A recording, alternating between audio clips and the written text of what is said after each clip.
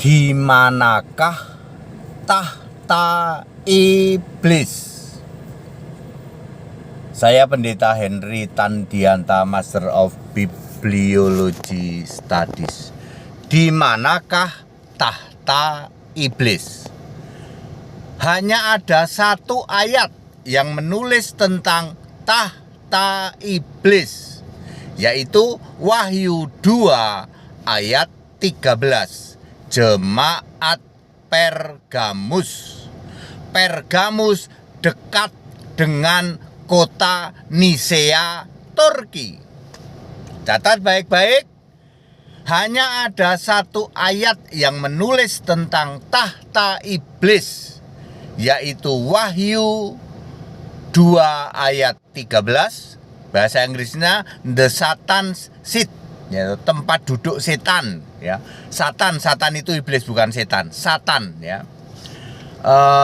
Tahta iblis, tahta Satan itu hanya ada satu ayat di Wahyu 2 ayat 13 untuk jemaat Pergamus.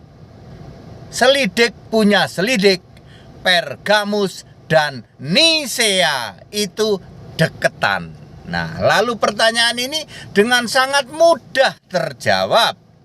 Di manakah tahta iblis? Di kota Pergamus, di kota Nikea atau Nisea. Bentuknya apa, Pak? Produk dari tahta iblis itu Konsili Nisea 325 Masehi adalah produk iblis di tahta iblis. Semua orang yang meyakini Konsili 325, semua penyembah bapa iblis. Wah, serius nih Pak? Iya. Silakan dilacak, Nisea dan Pergamus itu deketan. Kalau lacakan saya sih jaraknya cuman 10 di bawah 30 kilo ya, kayak Bogor sama di bawah Bogor sama Jakarta lah, atau Bogor sama Depok gitulah, kurang lebih begitu ya. Ya. Dulu Pergamus ini pernah jadi kota lebih modern. Waktu itu di abad-abad pertama, Pergamus pernah jadi ibu kota semacam kabupaten begitulah. Kabupaten dari daerah, awalnya ini masuk Yunani tapi sekarang sudah masuk Turki. Lalu terjadilah Konsili 325, ya. Disitulah produk iblis di tahta iblis. Kitab Wahyu menulis tentang jemaat di Pergamus, ya. Kalau Konsili di kota Nisea, Pergamus sama Nisea itu kurang lebih Depok sama Bogor lah. Dulu kota modernnya adalah Bogor. Kenapa Bogor itu anggap saja Pergamus?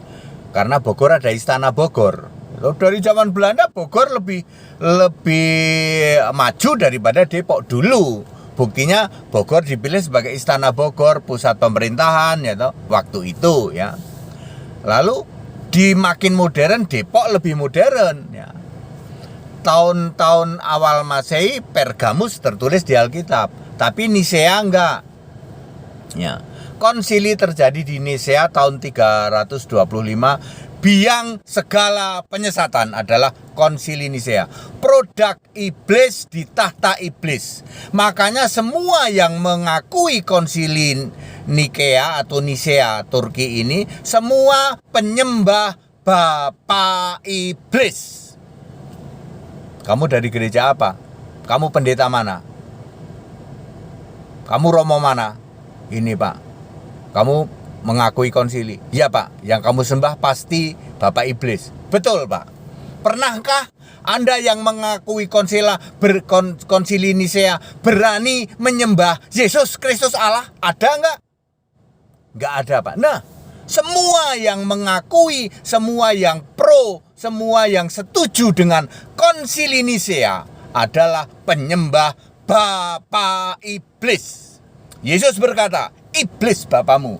Kalau kamu tidak percaya, akulah dia. Kamu mati dalam dosamu. Ya.